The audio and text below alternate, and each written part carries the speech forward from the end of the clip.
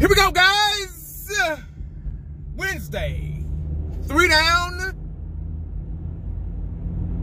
2 to go. All right, guys, real quick video. I promise you I'm not going to hold you. I got to run my mouth again about Dallas Cowboy football. So, you know, it's very, very hard to find something to talk about. It really is. It really is. We really have to dig and do our research now. We really have to work. Like, really work. See, during the season, it's easy to make a video. You know, you just talk about what's going on. You talk about the win. You talk about the loss. You talk about Dak. You talk about Zeke or whoever's fucking up, whoever's shining, you know, whatever. Amari Cooper catching touchdown passes. Blake Jarwin coming up at the tight end position. Rico Gathers dropping wide open balls. It's easy. Very easy to talk, to come up with something, to make videos. Now is the tough part. Now you separate the women from, I mean, the men from the children, the men from the boys. Because if you can last during the off season, oh man, you're good to go. God bless every YouTuber out there, especially the Cowboy Nation or football YouTuber, whatever, football team, whoever you a fan of, because this time of season is very tough. We kind of got to play detective now. We got to go scratching and looking for clues and evidence and Scooby snacks and all that kind of stuff. It's a job, man. I just got off of work. I'm at work again. Right now, this is work. This is work for me. I'm wasting my... No, I'm not really wasting my time because I'm getting paid for it. But y'all get what I'm saying. I don't have to do this. I really don't. Matter of fact, I'm done. Shit, videos, I'm tired of this shit.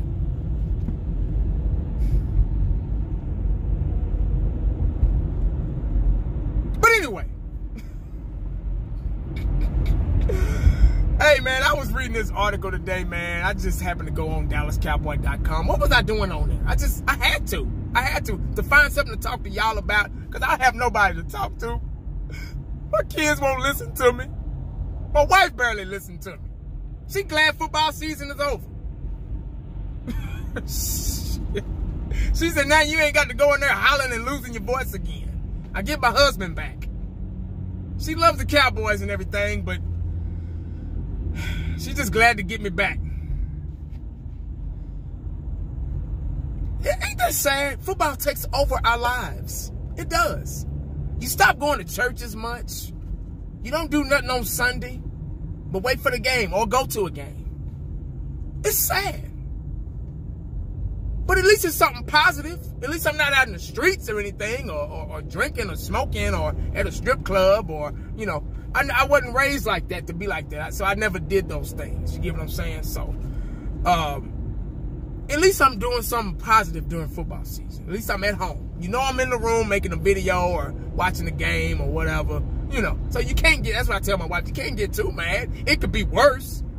For all those husbands out there that got wives that get on them for watching the game and get on them for watching football and stuff like that, tell them, hey, it could be worse, goddammit. I could be out in the streets with my fellas and we could be, you know. Y'all know what I'm talking about. But anyway, I was reading an article today about Travis Frederick. Lord have mercy. He looked great. He looked happy. He looked ready to go. Now, he was in a suit and tie, but you know what I mean. I don't mean ready to go like ready to play tomorrow, but he looks like he's ready to get back. He's happy. He looks like he's ready to get back on the field.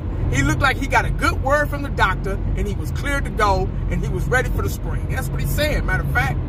That's what he said. They were asking him all kind of jabroni questions or whatever, and he's like, man, I'm just anxious to get back out there. Anxious to get the feel of it again. With Travis Frederick's back, guys, now, I don't know if he'll be 100%. That's the thing. See, he thinks he is. Everybody, I still think I can get out there and run a 4-something in the 40 right now.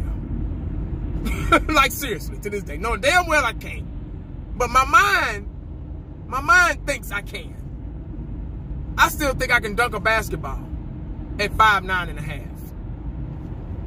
But my mind thinks that, but my body probably can't. You get what I'm saying? I'll get out there and be like, oh, shit, you know. I'm in pretty good shape, but I'm old. I'm getting old. I'm almost 40 years old, so once again, my mind still thinks that I can do it, but I get out there with them young boys, I'm like, God damn, I'm better off coaching. I'm better off showing, you know, instructing, demonstrating, showing examples. Y'all get what I'm saying? I don't know what I would run if I ran a 40 now. I ran a 4-something back in high school and college. I'm not going to say what it was because, man, I slipped up and did that maybe last year, 2 years ago. You're lying, 1980. You didn't run no 4. I said, okay, shit. Damn, I'm sorry if I ran a fast time in the 40. I'm sorry. So I'm just going to say 4-something. But anyway, I read an article about Travis Frederick. Now, in that article, he said he was ready to come back. I think I already said that, didn't I? See, I'm losing my mind. I already said that. I've already said I read an article like 5 times. Y'all keep living, you see what I'm talking about. But, man, with Travis Fredericks being back in the lineup, dog, you know what that's going to do to our offensive line? Because we so need him. Last year, Joe Looney, he stepped up and he was okay, you know. At times, he played like a starter. But other times, we were like, oh, shit, he missed the block. God damn it, he got right in there and got to Zeke. Shit. Wasn't nobody blocking on that play, you know. So, but you're gonna get that from a backup. There was no mystery behind that. I understand, but we definitely need Travis Fredericks in there because he does so much when he's in there. He's a leader. He's the quarterback of the offensive line. He can point out sneaky ass, bastard ass linebackers or DBs that's trying to blitz. He can point out their stuff. Joe Looney, he tried to. He make it seem like, oh, okay, we got one right here. Will, Sam. Nah, man, no, just stop. You're not Travis Frederick, man. Sorry. And we definitely need him because Colonel Williams, that poor baby, he needs help. Like seriously, I know a lot of fans out there like Colonel Williams is gonna be great, and I hope so. I'm thinking about he's such an undersized lineman. He reminds me, and I hate to utter these words, and I'm sorry if it offends anybody. But his size, he kind of reminds me of Mark Stepnoski back in the day. Now, if you don't remember Mark Stepnoski, looking up number 53, he was a center for the Cowboys. He was the most undersized He was the most undersized center in NFL Cowboy history. But if you've seen the movie Roadhouse, they called him Dalton. Y'all remember Dalton, Patrick Swayze in Roadhouse back in 1980-something, I think? So that's probably before y'all's time. Y'all probably don't remember that. But he was a bouncer. And he was undersized. They were like, man, we thought you'd be bigger. You know, and they made fun of him, you know. A lot of Cowboy players, you know, you say, man, we thought you'd be bigger, you know, because they called him Dalton, you know what I mean? But he get out there, man, line up in front of that motherfucker, he whoop your ass. His technique was flawless. He was on the Great Wall of Dallas, so he had to step it up. You get what I'm saying? So he was that undersized bouncer that we had on the offensive line. You get what I'm saying? So when you saw him play, his height and size didn't matter no more. Oh, Colonel Williams. And when Mark Stepnoski first started, he was kind of, but he was good though. Colonel Williams is just, oh God, boy, I just don't know what to think about him. I mean, it just, Lord have mercy. He get pushed back so far. You know, running plays, he's okay at times, but oh, man, he's going to have to show me something on the offseason, man. He really going to have to get in that gym. He's going to have to put on some pounds, work on his technique and footwork and stuff like that, and shut me up. Shut Dallas Cowboy fan 1980 up, Colonel Williams. Please prove me wrong, because right now, I like my linemen with big bellies and guts and you know, hanging over. Like John Madden used to say, you know, when you watch Nate Newton and Larry Allen, they got those big bellies and those big guts, and boom, they'll drive up the line and they'll drive you back and beat you up and give you that forearm, and, you know, that's how I like my linemen. I like them beefy. I like them hard to move, clogging up shit. That's how linemen are supposed to be. They're supposed to be out there breathing heavy and belching every other play and all that stuff, and they ain't even ate nothing, but they just belching for no reason. That's how I want my linemen. I want them mean and I want them nasty, like Larry Allen and Nate Newton used to be, and Eric Williams, and Mark Tuinay,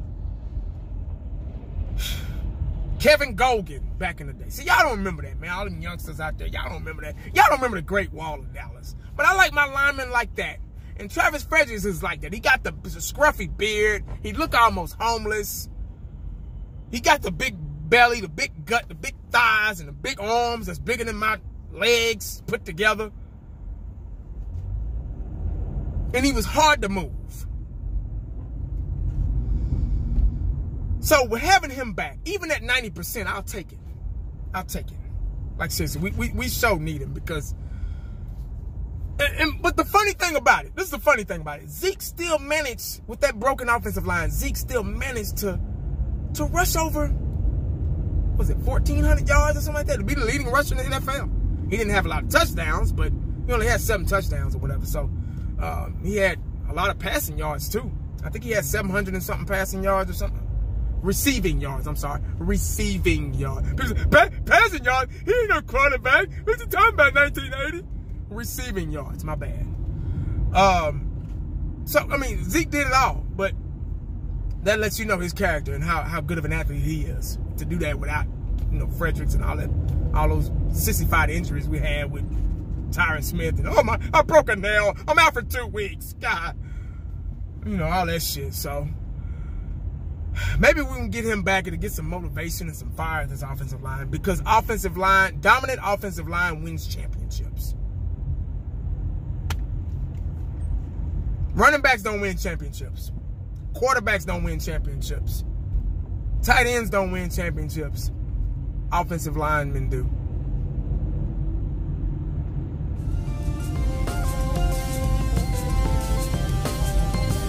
Make sure you stay prayed up and cowboyed up because you never know what the day is going to bring you. Holla back at your boy. I'm out.